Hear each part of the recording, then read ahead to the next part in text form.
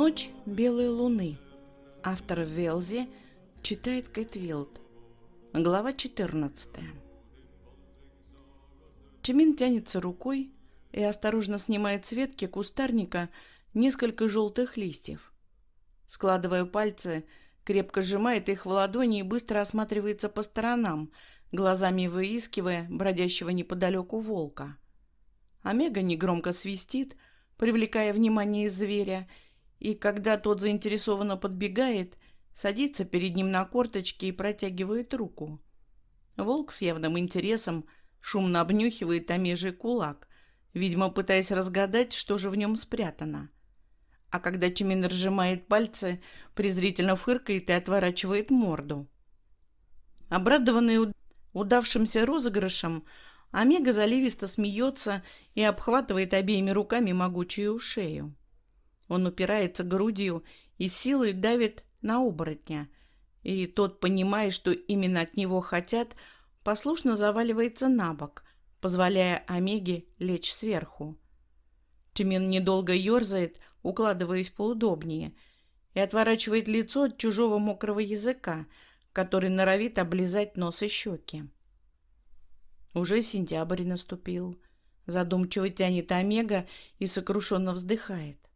Всего 3 месяца прошло, как я попал в общину, а уже столько дел успел наворотить. Волк, почуяв перемену настроения Омеги, чуть слышно скулит, и Чимин, чтобы его успокоить, несколько раз ласково проводит ладонью по жесткой шерсти головы и шеи. Был грубым с оборотнями, обидел Тэхиона, перечисляет Омега, расстраиваясь все больше. И с тобой себя тоже плохо вел. Я думал, как бы мне в деревню обратно сбежать. А почему так рвался туда? И сам сейчас не пойму. Кроме родителей и брата, мне там даром никто не нужен. Я даже не влюблялся ни разу, честное слово. Мне все эти альфы казались такими непроходимо глупыми, о чем я им всегда и говорил, если начинали ко мне лезть со своими противными ухаживаниями. Это ты нам, Джун, в детстве с каким-то Омегой любовь крутил, а я только подзатыльники всем раздавал. Меня даже один раз компания альф-недоростков подкараулила и немножко поколотила за дерзость, потому что нельзя быть таким вздорным Омегой. Последнюю фразу Чимин произносит несвойственной для него интонацией, явно передразнивая своих обидчиков. Другой бы на своем месте сразу родителям жаловаться побежал, а я нет. Я вместо этого потом отловил их всех поодиночке и каждого крапивой по морде отхлестал. Визгу было на всю деревню.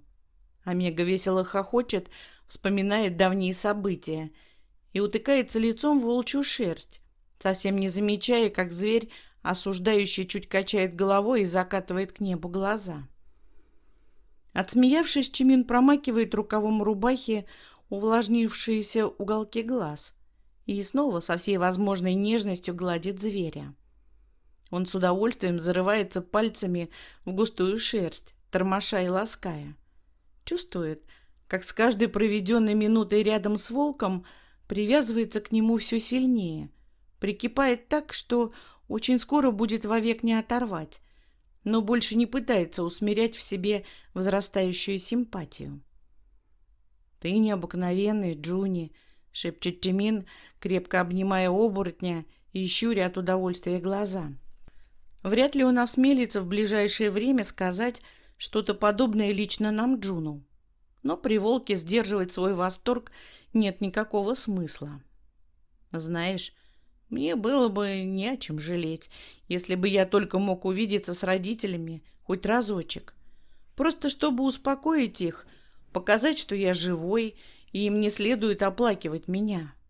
Как бы я хотел познакомить тебя со всей своей роднёй, вместе пройтись по деревенским улочкам. Поверь, все встречные омеги позеленели бы от зависти, потому что никогда и ни у кого из них не было и не будет такого же альфы, как ты. А еще я хотел бы показать тебе свой дом. Омега ненадолго замолкает и облизывает пересохшие губы. Он очень отличается от всех деревенских срубов, потому что ничем не украшен. Все люди стараются выделить свое жилище, из стоящих рядом устанавливает на крыше забавные флюгеры, а сам дом обшивают вырезанными из дерева узорами и мастерят резные ставни. Мой отец никогда не делал ничего подобного. Он всегда говорил, что в жизни есть множество дел, и заниматься нужно теми, которые принесут настоящую пользу. Чимин грустно вздыхает, вспоминая, чем именно предпочитал заниматься его отец в свободное время. Чтобы снова не утонуть в самобичевании, Омега сползает с оборотня на жухлую траву. Он садится, облокачиваясь спиной и затылком о мирно вздымающийся волчий бок, и задумчиво тянется рукой к ползущей рядом по былинке улитке. От легких прикосновений она, несущая на спине витую домик ракушку, тревожно замирает, но не прячется, а лишь поджимает рожки, когда Омега трогает их кончиком указательного пальца. Даже слизняк храбрее меня, обиженно морщит лоб Чимин. Он не прячется, хоть я одним движением могу его прихлопнуть. А мне бояться нечего. Но я из дома и шага ступить не могу без твоего сопровождения. Джуни, мне так плохо. Жалобно застонав, Омега ближе жмется к волку и не вздрагивает, когда тот резко поднимает голову и щелкает зубами, пытаясь поймать летающую рядом с Паком надоедливую муху. «Защитник мой», — довольным голосом шепчет Омега. Он обхватывает руками тяжелую голову зверя и поворачивает мордой к себе, чтобы чмокнуть в нос, после чего поднимается на ноги и отряхивает одежду от приставшей сухой травы и трухи ломких листьев. «Пошли домой, скоро темнеть начнет». Чимин призывно машет рукой, и лежащий волк вскакивает на лапы. Он, не торопясь, выходит из леса. Оборотень кружит рядом с Омегой, время от времени чуть забегая вперед, чтобы обшарить очередной кустарник или обнюхать случайно замеченные следы. А Чимин продолжает негромко говорить о том, что во дворе родительского дома растут две рябины, которые посадил дедушка на рождение внуков, о чересчур высоком срубе колодца, который поставил отец, чтобы маленький Чимини не мог дотянуться до верха и перестал заглядывать в темную глубину, слушая отзывающиеся на громкие крики эхо. Вспоминает стоящую во дворе небольшую песочницу, в которой они часто играли в детстве с Тэхёном. Родители хотели убрать ее, но когда подрос Чимин, то очень скоро на свет родились дети старшего сына. И теперь в ней снова возятся малыши. И папа, мечтавший на этом месте разбить клумбу, уже давно отказался от этой мысли. Чимин замолкает, а оборотень становится рядом, когда они выходят на улицу общины. Омега идет, опустив голову, и не смотрит по сторонам, почти физически ощущая на себе внимательные взгляды и опасаясь случайно встретиться с ними. Он не хочет видеть в чужих желтых глазах разочарование или молчаливый укор. Никто не пытается окликнуть его или подойти к нему ближе. Рядом шагает Джуни, и Чимин крепко цепляется пальцами за густую жесткую шерсть, чувствуя исходящую от зверя силу. В присутствии Намджуна его никто не посмеет обидеть или в чем-то упрекнуть. Чимин немного сбивает размеренный шаг, когда совсем близко раздается громкое рычание волка и знакомый звонкий смех, который вообще не стал звучать гораздо чаще, чем в родной деревне. Омега невольно останавливается напротив дома семьи Чон и с изумлением смотрит на происходящее. Темно-рыжий волк, чья шерсть в руках заходящего солнца отливает бронзой, игриво возится с отбрыкивающимся Омегой. Он хватает зубами за край одежды и тянет в сторону, наваливается грудью и бодает лбом, не давая барахтающемуся на траве Тэхёну подняться на ноги. Ким пытается отпихнуть от себя оборотня и сквозь смех умоляет немедленно все прекратить, но Чонгук продолжает его тормошить и жадно облизывает лицо мужа и его ключицы, виднеющиеся через распахнутый ворот рубахи. Омега вытирает ладонями мокрые щеки и шутливо грозит отскочившему в сторону зверю оставить того без ужина. Но как только делает попытку сесть, вновь оказывается опрокинутым на спину. А вокруг резвящейся парочки с задорным тявканьем и повизгиванием носятся 4 волчат. Семья Чингука вернулась, понимает Пак. Шумно вздохнув, Намджун осторожно прихватывает зубами подол чиминовой рубахи и смотрит с надеждой на подобное веселье, за что тут же получает несильный шлепок по морде. Вот только попробуй меня обслюнявить и в пыли вывалить. Будешь неделю на коврике у кровати спать, предупреждает Чимин. Он вырывает из пасти зверя край своей собственной одежды и быстро уходит по улице. Вслед за ним бредет погрустневший волк.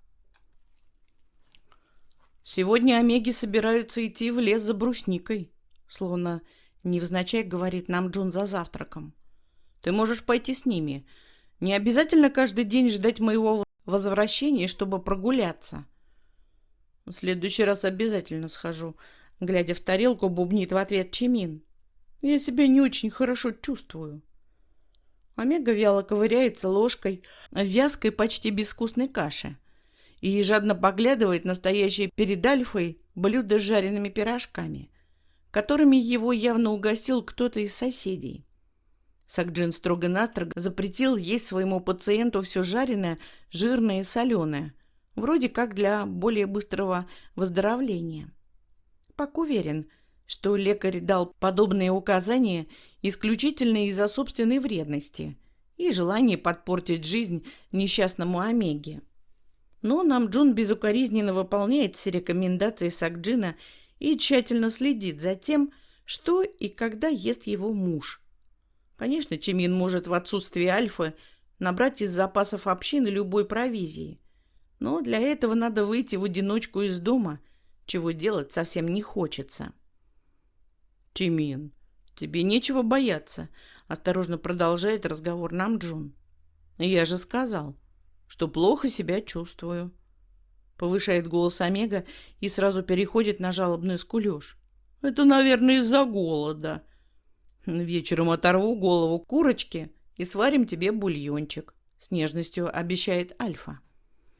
Он в 2 глотка допивает свой чай, встает из-за стола и ненадолго отходит к умывальнику, чтобы сполоснуть блестящие от масла руки.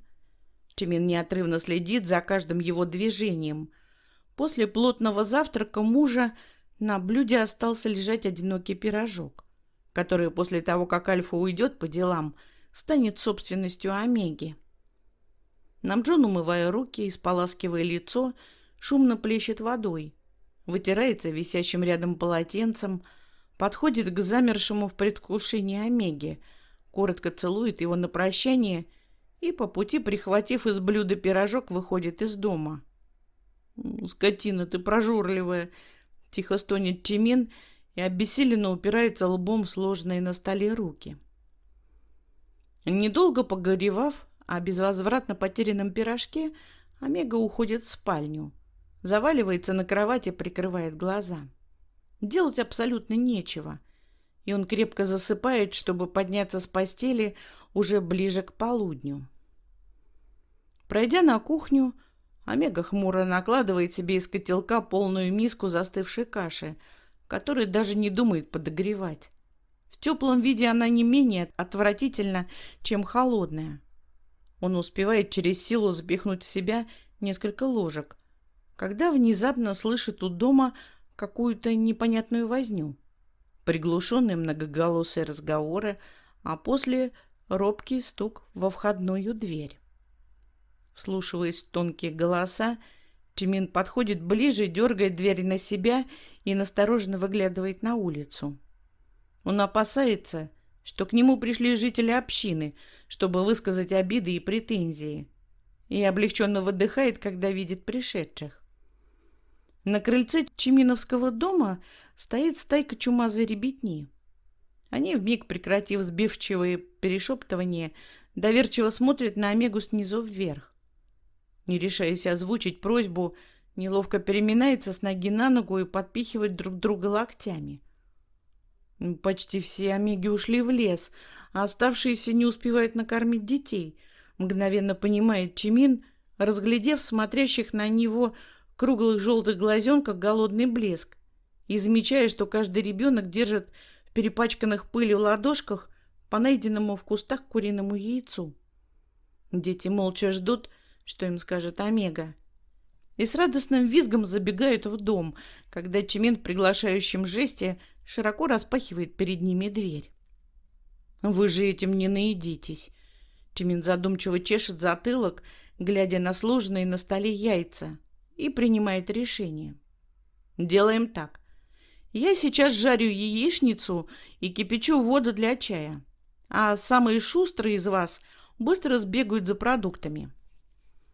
Подробно объяснив, согласно кивающим головами детям, что именно им нужно принести для сытного и вкусного обеда, Пак разжигает в очаге огонь и для начала тщательно умывает оставшуюся в доме ребятню. Он долго возится с вертлявой малышней, отмывая от пыли румяные щечки и крохотные ладошки, и даже успевает некоторых причесать. Раскладывает по мискам наспех приготовленную яичницу и разливает по кружкам ароматный чай. А когда отправленные за продуктами дети возвращаются, начинает готовить обед. Следующие 3 часа для Чимина проходят в суете и хлопотах. Он тушит мясо и замешивает пышное тесто. Вместе с детьми лепит щедро посыпанные маком булочки и смешные фигурки. За работой рассказывает малышам добрые сказки, которые слышал в детстве от дедушки, на ходу переделывая, чтобы они стали понятны и поучительны для оборотней. С интересом выслушивает вымышленные истории, которые ему наперебой рассказывают дети, и, кажется, впервые за долгое время чувствует себя непривычно счастливым и беззаботным. Крепко обняв каждого и приглашая приходить в гости почаще, Чимин прощается на крыльце с ребятней, которые в благодарность целуют Омегу в щеку и с дикими криками уносятся ловить неосторожно вышедшего из укрытия на улицу петуха. Пак возвращается на кухню, оглядывается вокруг и, тяжело вздыхая, прикладывает к колбу ладонь. После нашествия детей в комнате остается невероятный погром, высокая горка немытой посуды и пустые ведра, которые еще с утра были доверху наполнены водой. Омега задумчиво прохаживается по кухне и нервно покусывает губы, борясь с собственными опасениями. Но все же берет в руки ведро и осторожно выходит из дома. Ему не хочется оставлять беспорядок до прихода Намджуна, и он решает быстро сходить за водой. Альфы наверняка еще работают, почти все омеги собирают в лесу ягоды, а оставшиеся хлопочут на кухнях. И Чимин надеется, что его вылазка из дома останется незамеченной для оборотней. Быстрым шагом он добирается до ближайшего к дому колодца журавля, ставит ведро на скамейку, крепко обхватывает длинную жердь и, быстро перебирая руками, опускает ее вниз, чтобы зачерпнуть воды. Но с разочарованием понимает безуспешность своих стараний. Оборотни гораздо сильнее человека, и на колодце установлен тяжелый противовес. Уже несколько недель погода радует теплыми солнечными днями, и уровень скопившейся в колодце воды очень невысок. У Чимина не хватает сил, чтобы достаточно глубоко опустить ведро. Не желая сдаваться, Омега дает себе пару минут на отдых, а после вновь хватается за жердь. Он тяжело пыхтит, прилагая все возможные усилия, почти виснет на журавле колодца, надеясь тяжестью собственного веса добиться желаемого. И едва не подпрыгивает от неожиданности, когда на дерево чуть выше его ладоней ложится большая когтистая рука, а за спиной раздается негромкий голос. «Давай я тебе помогу, сынок». Омега отшатывается в сторону и, ударяясь задней стороной коленей, плюхается на скамейку. Пак даже предположить не мог, что после ухода из родительского дома еще хотя бы раз услышит такое ласковое обращение «сынок». и с изумлением глядит, как пожилой оборотень легко достает воду и аккуратно, чтобы не расплескать, переливает ее в ведро. Чимин смотрит на заботливо налитую воду и не представляет, что делать дальше. Ему будет сложно даже поднять целиком наполненное ведро, не говоря уже о том, чтобы донести до дома. Вылить часть при вожаке немыслимо. Но и тут оборотень приходит на помощь. Он, закрепив жертв на вбитом в колодце гвозде, берется за ручку, легко поднимает ношу и выжидающе смотрит на Омегу. А когда тот встает на ноги, медленно идет в направлении дома, где живет Пак. «Вам не тяжело?» — выходя из ступора, смущенно спрашивает Омега, шагая рядом с оборотнем. «Мы можем понести его вдвоем». «Не волнуйся», — негромко смеется вожак. «Хоть я и дожил до пожилого возраста и потерял способность перевоплощаться, но еще достаточно крепок». «Вы же знаете, что произошло», — через некоторое время говорит Чимин, не понимая, почему сам вожак общины проявляет к нему столько заботы. «И не злитесь. Я знаю, что ты попытался с собой сделать, но обижаться тут не на что», — глубоко вздыхает оборотень. «Ни мне, ни кому-либо еще из общины. Ты не сделал нам ничего плохого, только самому себе». Внезапно вожак свободной рукой обнимает за плечи идущего рядом Омегу и ближе притягивает к себе. «Тебе сейчас приходится непросто, Чимин». Голос оборотня звучит понимающе и немного грустно, отчего Омега доверчиво жмется ближе.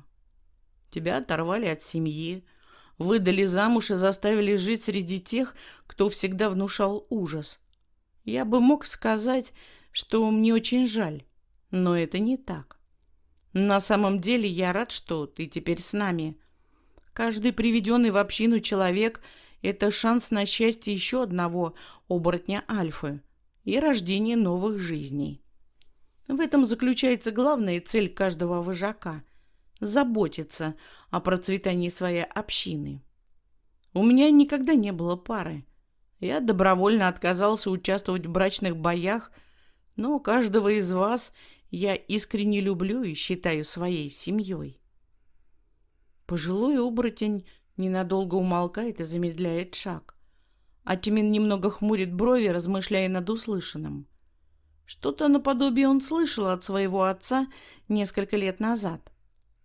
Альфа, внезапно начав разговор, твердо убеждал младшего сына в будущем выбирать себе жениха, который не только может стать хорошим добытчиком, но и будет готов пожертвовать чем угодно, лишь бы его семья была счастлива. Впрочем, долго обсуждать эту тему с отцом не удалось. В тот момент Альфа краил рубаху и недовольно шипел себе под нос, потому что непривычная работа продвигалась сложно и медленно. На вопрос сына, чем он занимается, коротко ответил, что при рождении в семье Омеги каждый отец обязан своими руками шить сыну свадебный наряд, в котором после и выдаст его замуж. И когда Чимин справедливо поинтересовался, почему Альфа занялся этим делом спустя много лет, то вместо подробных разъяснений получил хорошую затрещину и указание больше не лезть под руку к раздраженному отцу. «Когда за тобой к алтарю вышел Намджун, я подумал, что мне не стоит беспокоиться о тебе», — продолжал разговор оборотень. «Я был уверен, что Ким сможет, как никто другой, окружить тебя заботой и не даст отчаянию охватить твою душу. И ошибся». «Намджун не виноват во всем случившемся», — испуганно вскидывает голову Чимин. «Я не обвиняю твоего мужа», — печально улыбается вожак. «Я виню себя. Мне кажется, что если бы я уделял тебе больше внимания, то ничего подобного никогда бы не произошло. И так думаю не только я, но и все жители общины. Видишь, Чимин, как получается. Ты теперь не выходишь из дома, боясь услышать упреки и насмешки. Оборотни не подходят к тебе, опасаясь еще больше обидеть или расстроить неосторожным действием или словом. Ну, кто-то же должен сделать первый шаг. Вожак останавливается и опускает ведро на землю. Он поворачивается лицом к Чимину и недолго рассматривает его, а после поотечески ласково обнимает. «Возвращайся к нам, сынок», — шепчет Альфа, на что Омега согласно кивает головой. «Мы все тебя очень ждем». Всю оставшуюся дорогу они проходят, не проронив ни слова. Но это больше не неловкое молчание.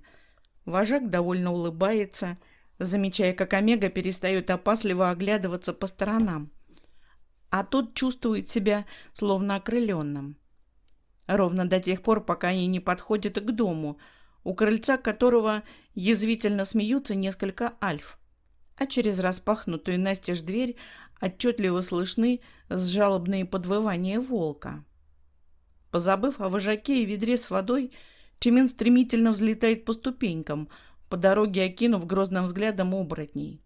Хасок, Таян и еще несколько альф из стаи охотников оглушительно хохочут, прикладывая руки к животам и сгибаясь от смеха, и вытирают выступившие на глазах слезы, но быстро успокаиваются и уходят прочь, заметив приближающегося к ним нахмуренного пожилого альфу. Омега забегает в дом и осматривается вокруг, замечая закинутый на стол мешок, из которого виднеются куски пчелиных сот, и лежащего на полу Джуни, мелко подрагивающего от боли и закрывающего передними лапами голову. Чимин опускается перед плачущим волком на колени и отодвигает его лапы, внимательно рассматривая опухшую морду, заплывший левый глаз и вздувшийся черный нос, из которого торчат несколько пчелиных жал. «Ты что, нашел в лесу дупло с роем пчел и вот так запросто к ним полез, чтобы отнять мед?» — возмущенно спрашивает Чимин и осторожно вынимает жало из волчьей морды. «Вот дурень! Сразу видно, что оборотни ничего не смыслят в этом деле. Наверное, подумал, что могут сделать эти мелкие полосатые мухи такому могучему и сильному зверю. А видишь, как вышло. Пчелы они такие, даже дружнее оборотней». Омега тщательно осматривает покусанного волка, выискивая и удаляя все жало, а после встает на ноги. «Подожди немного, я тебе сейчас компресс сделаю, и сразу станет легче». Он быстро выходит на крыльцо, чтобы перетащить в дом заботливо оставленное ведро. Смачивает в ледяной воде достанные из чулана чистые лоскуты ткани и обкладывает ими места укусов. Волк облегченно выдыхает и перестает скулить, когда Омега оборачивает вокруг пульсирующего болью носа мокрую ткань. «А эти изверги смеялись над тобой», — шепчет Чимин, искреннее сочувствие Джуни и почесывая шерсть на его шее. «Но ничего, завтра отеки спадут, и ты всем устроишь знатную трепку, чтобы не забывали, кто вообще не самый сильный. Хасоку больше всех наваляй, он заслужил». Продолжая утешать и подбадривать зверя, Омега уводит его в спальню и хлопает ладонью по кровати. Не обращая внимания на грязные следы отпечатков лап на постельном белье, он ложится рядом и обнимает волка. А тот в благодарность лижет лицо Омеги горячим шершавым языком. Дождавшись, когда Джуни уснет, Чимин быстро меняет ставшие теплым компрессы на ледяные и садится за кухонный стол. Он выкладывает из мешка соты и жадно вдыхает терпкий запах. Отламывает небольшой кусочек и мычит от удовольствия, ощущая во рту желанный приторно-сладкий вкус. Омега руками тщательно отжимает мед в широкую миску, облизывает липкие пальцы, а после ровными частями разливает в 2 горшка.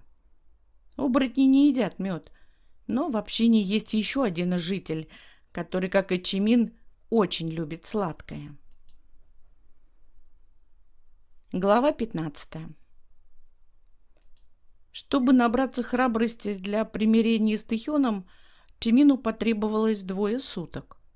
Лишь на утро 3-го дня, сопровождаемый ободряющими речами мужа, он выходит на улицу, крепко прижимая к груди прикрытый полотенцем тяжелый горшок. Омега искренне надеется, что Тэхён вряд ли отправится по делам с позаранку и будет у себя. Но дома оказывается не только Ким.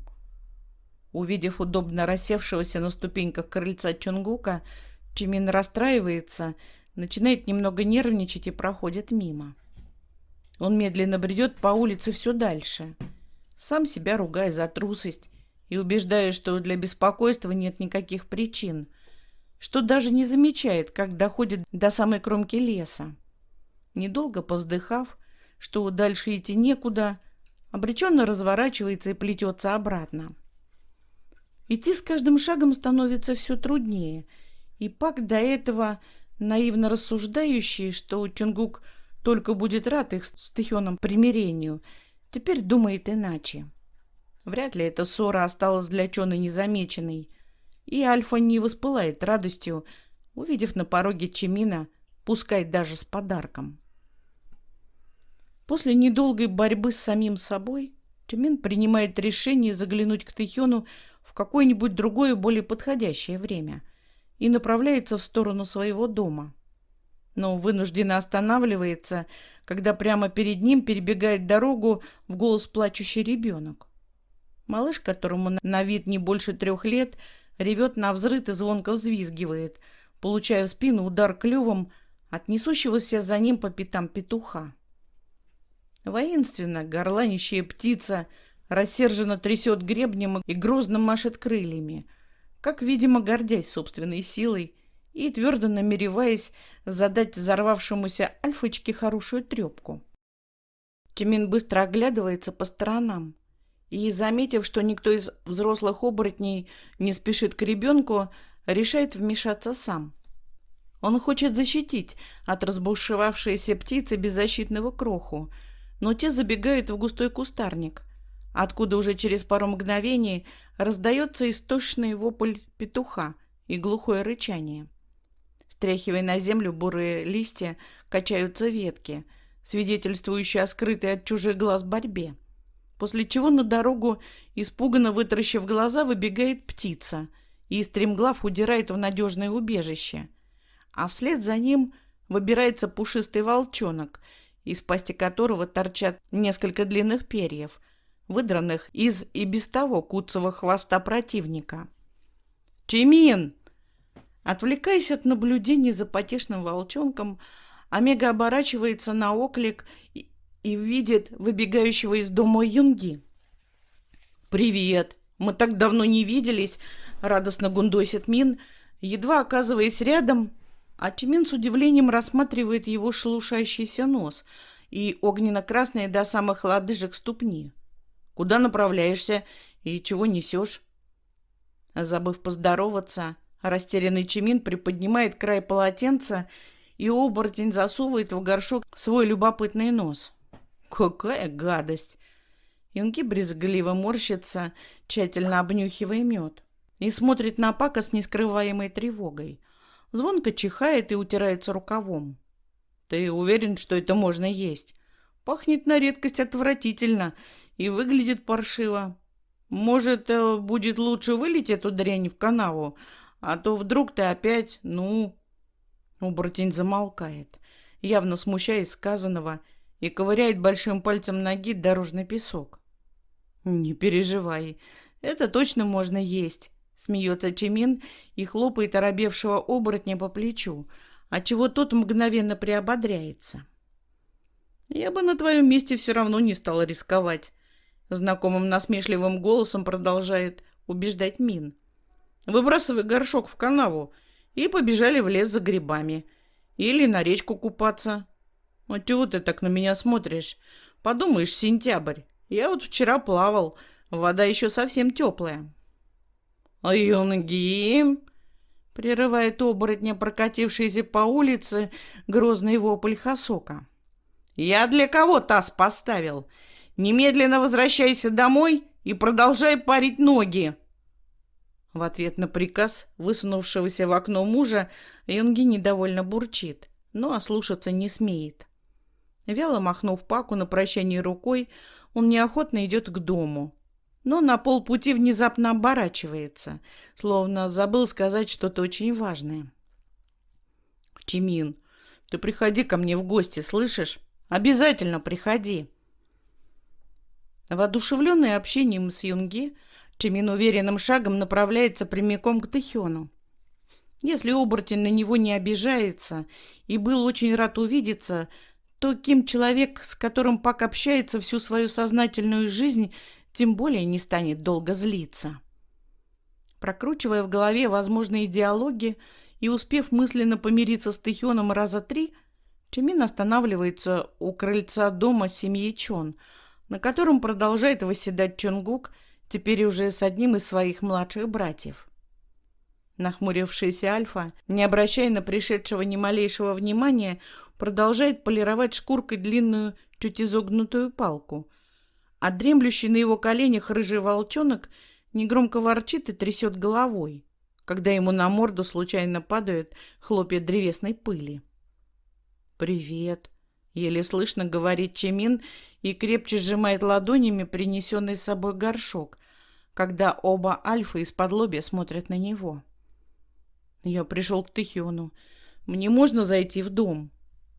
«А я тебя разве останавливаю?» — вопросом отвечает Чонгук.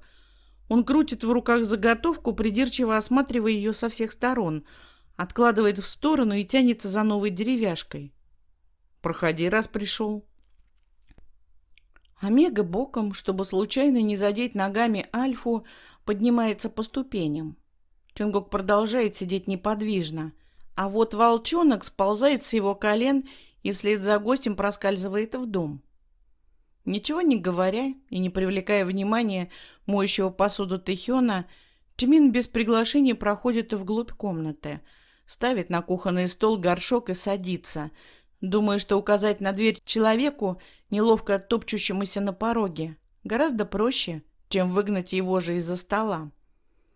Уходить без разрешения Омега не намерен, и он лишь не сильно толкает улегшегося у его ног волчонка, который с явным удовольствием вгрызается в истерзанную ножку чиминовского стула. У Юнгука зубки режутся. Закончив дела, с тяжелым вздохом объясняет Тэхён, кивая головой в сторону щенка. Чонгук уже замучился новые ножки для мебели мастерить, и поэтому немного не в духе. Ким, внимательно глядя на гостя, тщательно вытирает руки и подходит к столу. Недолго смотрит на горшок и приподнимает край полотенца. «Мед!» — радостно улыбается Тэхён. «Это тот самый, который тебе Намджун принес? Нам Хасок об этом рассказывал». А рассказывая, наверное, смеялся, как сумасшедший, — хрипло отзывается Чимин. «Не без этого», — соглашается Ким. «Но почему ты вдруг решил поделиться со мной медом?» «По-дружески». «Ты говорил, что мы с тобой не друзья?» — иронично приподнимает брови Тэхён. «Но мы же можем ими стать», — неловко мямлет Пак, пряча свой взгляд от присевшего рядом Омеги. «Разумеется, если тебе нужен такой друг, как я». Он ненадолго замолкает, собираясь с мыслями, и продолжает. «Тэхён, я пришел, чтобы извиниться перед тобой, и не только за мои слова и поведение в общении, а вообще за все. Я понял, что всегда был к тебе несправедлив, и...» «Чимин, перестань», — вдруг просит Тэхён, и в его голосе отчетливо слышны нотки сочувствия. «Я ничуть на тебя не обижаюсь. Пока мы были в деревне, никто для меня не делал так много, как ты. В детстве, когда другие дети сторонились, ты был единственным, кто всегда был рад со мной поиграть. Когда мы стали взрослее, всегда защищал меня и смело лез в драке, даже с альфами. И твоя семья. Ты правда думал, что, очутившись в общении и выйдя замуж за Чонгука, я сразу забуду вашу доброту? Нет, Чимин, я все помню. Помню, как твой отец чинил протекающую крышу нашего дома и каждый год помогал папе заготовить на зиму дрова. Помню, как твой дедушка всегда угощал меня чем-нибудь вкусным и учил красиво вышивать. Помню, как твой папа помогал моему в огороде и никогда не отказывался присмотреть за мной и братом, если мой папа был вынужден куда-то надолго уйти. Мы должны были сделать для тебя гораздо больше, упрямо качает головой Чимин. После смерти папы могли забрать тебя в нашу семью. Не могли. Все так же тихо, но твердо отвечает Тэхён. Он тянется рукой и крепко обхватывает пальцами лежащую на столе чиминовскую ладонь. Я безотцовщина. Привести меня в дом означало бы признать своим ребенком. Твой отец не мог этого сделать. Он не мог себе позволить очернить ваш род и добровольно поставить на себе клеймо насильника. Я не знаю, кто мой отец, но твой точно в моем рождении участия не принимал. Вы все сделали для меня очень многое. Делились овощами и дарили одежду, следили, чтобы никто ночью не залез ко мне в дом. И в особо холодные зимние дни разрешали пожить у вас. Чимин, благодаря тебе и твоей семье я выжил. Я не обижаюсь на тебя, потому что тоже очень сильно по ним скучаю. А что касается, что мы с тобой не друзья, знаешь, я тоже никогда не считал тебя просто другом. Мне больше нравилось думать, что мы с тобой хоть и не по крови, но братья. Тэхён внезапно отворачивает лицо и резко встает из-за стола. Он отходит на пару шагов, подозрительно влажно шмыгает носом и наспех вытирает глаза ладонями. А наступившее молчание нарушает лишь пыхтением и чавканием волчонка. Что-то я совсем растрогался. Тэхён неловко улыбается и, успокаиваясь, направляется к очагу. Давай сейчас выпьем вместе чаю и займемся делами. Юнги обещал сегодня сводить меня на ферму. На днях Альфа стригли овец, и можно взять шерсть, чтобы связать теплые вещи.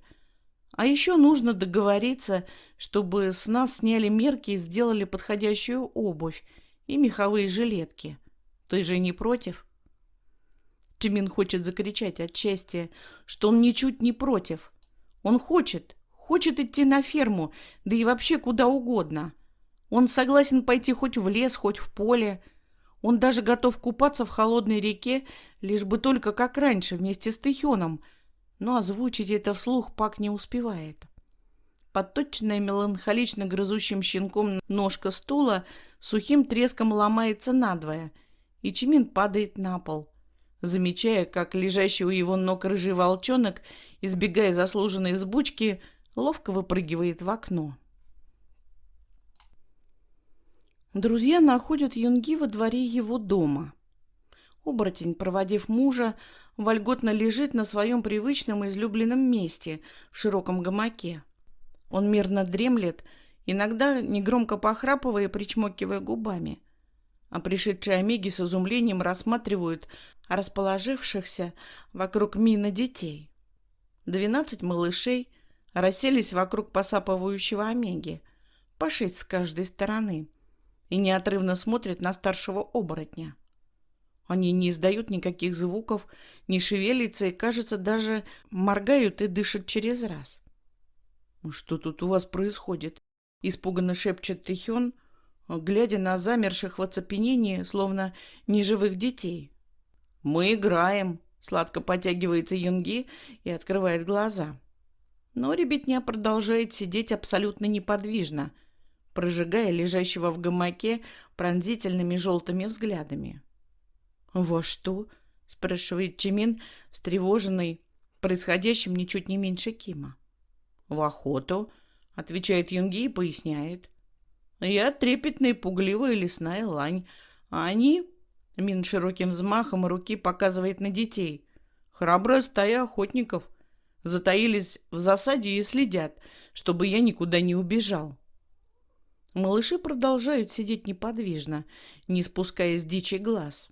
Но вдруг вокруг одного из них начинает летать жирная муха. Крохотная альфочка изо всех сил старается игнорировать нахально лезущее насекомое и чуть морщит носик, пытаясь отогнать от своего лица. Но в итоге не выдерживает и осторожно приподнимает одну руку. «Я все видел!» — внезапно вскрикивает Юнги. «Бэкхён пошевелился! Вы все проиграли!» Оборотень выпрыгивает из гамака и довольно ухмыляется, глядя вслед уходящим детям, которые понуро опустили головы. Зачем ты над ними издевался? Хмуро спрашивает Чимин. Они сами ко мне пришли, разводит руками Юнги. Сказали, что им уже ужасно скучно и попросили немного поиграть. По-моему, ты их просто обманул, укоризненно произносит Тэйхён. Ничуть не смущаясь чужих упреков, Юнги, хитро прищуриваясь, внимательно смотрит на двух омег и разочарованно качает головой.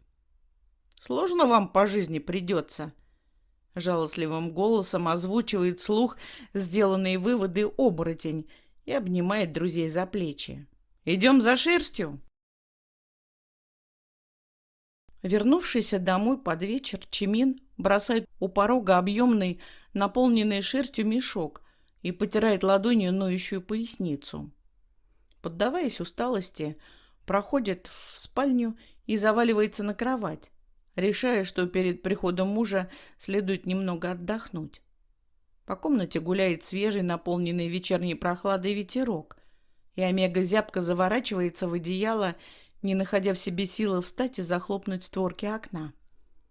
Он, укутывая себя уютным и теплым коконом, укрывается с головой и утыкается носом в подушку, думая о своем Альфе. Глубоко вдыхает его запах, сохранившийся с прошлой ночи на постельном белье. Омега довольно прикрывает глаза, представляя, что очень скоро Намджун вернется домой. Он сварит отвратительную кашу, которую Чимин, разумеется, есть не будет, и тогда Альфа наверняка начнет его уговаривать поужинать. Наверное, оборотни очень быстро надоедят пустые пререкания, и тогда он попытается накормить Омегу силой. Чимин нервно облизывается, ясно представляя, как Альфа подойдет к нему так близко, что можно будет ощутить жар его тела. А еще он обязательно крепко обнимет и согреет поглаживаниями широких ладоней. Сквозь рубашку Омега не почувствует, но он хорошо знает, какие они, когда скользят по обнаженной коже. Ладони Намджуна сухие и чуть шершавые, приятно теплые и удивительно осторожные для такого сильного существа, как оборотень. Альфа может убить одним взмахом руки. Чимин это сам видел, но сейчас Омега вспоминает лишь ласку мужа, по которой ужасно соскучился. Вспоминает обращенный на него взгляд пронзительных желтых глаз, наполненные страстью и любовью. Пухлые мягкие губы Альфы, покрывающие поцелуями все тело. И мокрый язык, нежно скользящий во рту Омеги и чувственно растягивающий анус. А внезапно становится душно, и Чимин ногой сбрасывает с себя одеяло, жадно дышит запахом мокрой шерсти и стягивает прилипшую к телу рубашку. Не отрывая сомкнутых век, Омега неуверенно проводит пальцами по своей шее и гладит острые ключицы, так, как его гладил Намджун. Он вспоминает, что во время его болезни волк ни разу не попытался сблизиться с ним, ограничиваясь лишь легкими поцелуями и объятиями. Альфа не будет делать этого и сегодня, и Омега прикусывает нижнюю губу и ведет кончиками пальцев по своей груди, задевая выпуклые горошины сосков, полыхающие в ответ на прикосновение волной сладкой дрожи.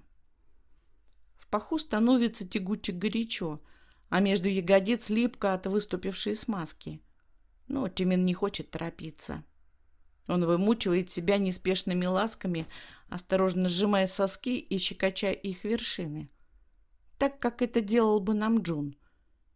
Омега мечтает о скорейшем возвращении мужа. Он хочет обвить руками его шею и, встав на цыпочки, первому потянуться за глубоким поцелуем. Самому пойти на сближение, снова ощутить власть над оборотнем, а после всецело отдаться своему мужу, как никогда раньше, бесстыдно и горячо, задыхаясь под Альфой и выстанывая его имя. Чимин тихо скулит и быстро стягивает с себя штаны. Ему уже невыносимо жарко. Одной рукой, продолжая поочередно гладить соски, другой спускается ниже по животу. «Намджун!» — звонко выстанывает Чимин и на мгновение замирает от ужаса, услышав позади себя ровный голос. «А я здесь». С пошлым хлюпаньем Омега выдергивает из себя пальцы и садится на постели, подтягивая к груди колени и закрывая ладонями пылающее от стыда лицо. Он рвано дышит и боится пошевелиться, когда матрас прогибается под тяжестью медленно ползущего ближе оборотня. «Не бойся, я ничего не видел», — успокаивает нам Джун и широко проводит языком по влажным пальцам Омеги, слизывая оставшуюся на них смазку. «Ничего, что могло бы мне не понравиться». Чимин сжимается взъерошенным комком и мелко мотает головой. Он не хочет слышать голос Альфы и чувствовать на своих плечах мягко поглаживающие шершавые ладони. Все должно было быть не так. Оборотень никогда не должен был увидеть его таким слабым и нуждающимся, удовлетворяющим в одиночестве свои грязные потребности. Омега чувствует себя омерзительным, ничтожным, достойным презрения. «Ты выглядел потрясающе, Чимин», — выдыхает нам Джун, и Пак слышит, как начинает дрожать от возбуждения его голос. «Был таким уязвимым и открытым для меня».